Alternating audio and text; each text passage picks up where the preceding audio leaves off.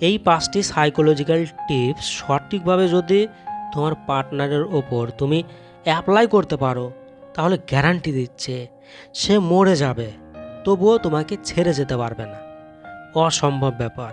মৃত্যুর আগ পর্যন্ত তোমার সাথেই সে থাকবে এবং সারাক্ষণ পাগলের মতো ভালোবাসবে। তোমার কথাই সব সময় তার মধ্যে চলতে থাকবে, তোমার কথা চলতে থাকবে তার মধ্যে সব সময়। তো খুবই গুরুত্বপূর্ণ ভিডিও, ফলো করো। প্রথম পয়েন্ট, ওয়েটিং টু, অপেক্ষা করাও। দেখো, আমরা যখন কোনো কিছুর অপেক্ষা করে থাকি তখনই তো সেইটার প্রতি আমাদের এক্সাইটমেন্ট ডবল হয়ে যায়।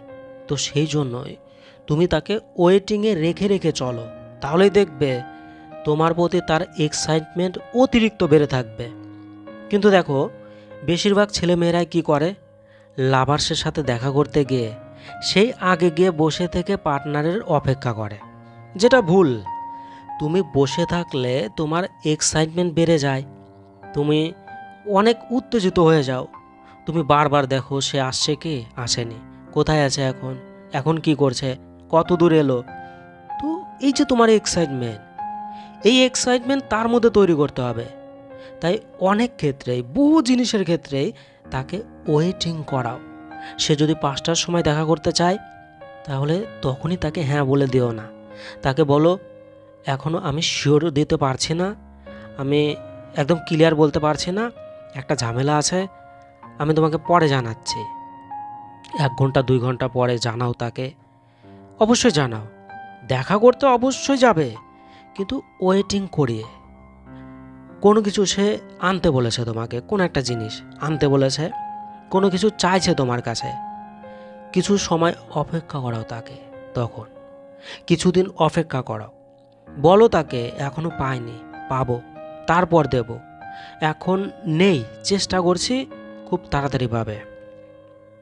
দেখো, তুমি যখন এই পয়েন্টটা একবার সঠিকভাবে ইউজ করা শিখে যাবে, মানে তুমি বুঝে গেছো কিভাবে ইউজ করতে হয়, তাহলে তোমার পার্টনার তোমার কন্ট্রোলে সারাক্ষণ থাকবে। ছেড়ে যাওয়া তো দূরের কথা, তোমার কথা সব সময় তার মধ্যে চলতে থাকবে, সারাক্ষণ চলতে থাকবে অটোমেটিক্যালি। দ্বিতীয় point, do not play music about relationship. সম্পর্ক নিয়ে বাজনা বাজাবে না, খুবই ভেরি ইম্পর্টেন্ট পয়েন্ট। দেখো, সোশ্যাল মিডিয়াতে কখনোই নিজের রিলেশন সম্পর্কিত কোনো কিছুই পোস্ট করবে না, আর নিজের রিলেশন সম্পর্কে বাজনা বাজিয়ে বাজে কাউকে জানাতে যাবে না। অনেকে কী করে, নিজের সম্পর্ক সম্পর্কে অন্যান্য লোককে এত বলে, আমি ওকে ভালোবাসি, আমি ওকে ভালোবাসি, আমাদের মধ্যে এই, আমাদের মধ্যে ওই। একটু রাগারাগি হলেই সোশ্যাল মিডিয়াতে পোস্ট করে দেয় আই মিস ইউ। কারো কাছে দুঃখের কথা বলে, অনেক খুশি হলে সোশ্যাল মিডিয়াতে পোস্ট করে আমার জানু, আমার সোনা, বয়ফ্রেন্ড, গার্লফ্রেন্ড। তো তোমার এই রকম অ্যাক্টিভিটি তোমার লাভার যখন দেখবে, বা যখন দেখছে, বা যখন কারো কাছে শুনছে, তখন সে রেজাল্ট পাবে, সে উত্তর পেয়ে যায়। যেমন স্কুলে পরীক্ষা দেওয়ার পর রেজাল্ট পায়, সেই রকম রেজাল্ট সে পেয়ে যায়। যখন রেজাল্ট পাওয়ার পর আমাদের সব চিন্তা দূর হয়ে যায়, এক্সাইটমেন্ট আর থাকে না, কোনো উত্তেজিত ভাব থাকে না রেজাল্টের প্রতি, টেনশন ফ্রি হয়ে যায় আমরা। সেই রকমই তোমার লাভার্স রেজাল্ট পেয়ে যাবে, তুমি তাকে পেয়ে খুবই খুশি, তুমি তাকে না পেয়ে খুবই দুঃখী, তোমার কষ্ট হচ্ছে তাকে ছাড়া।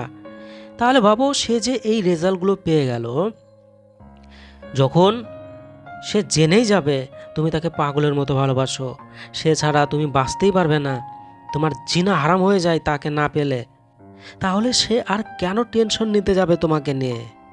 সে কি আর চিন্তায় থাকবে?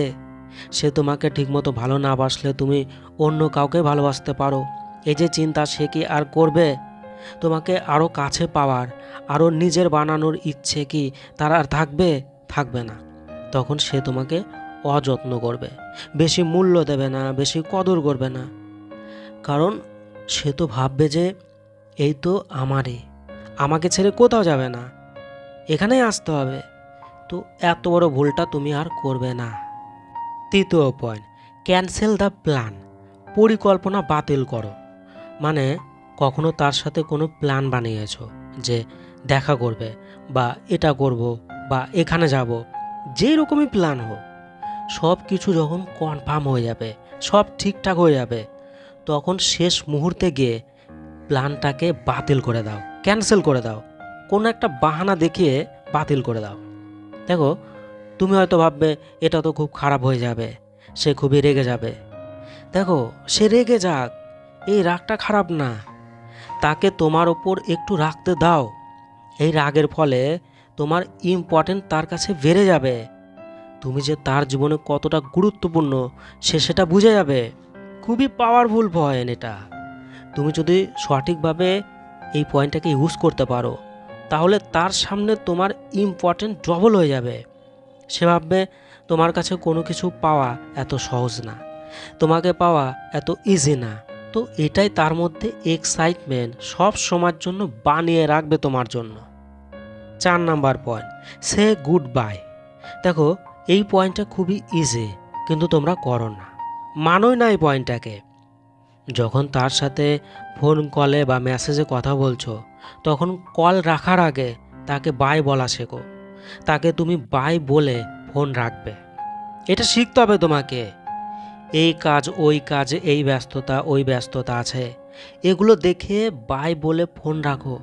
তাহলে সে তোমাকে নিয়ে সারাক্ষণ মারাত্মক চিন্তা ভাবনায় থাকবে, গ্যারান্টি দিচ্ছি।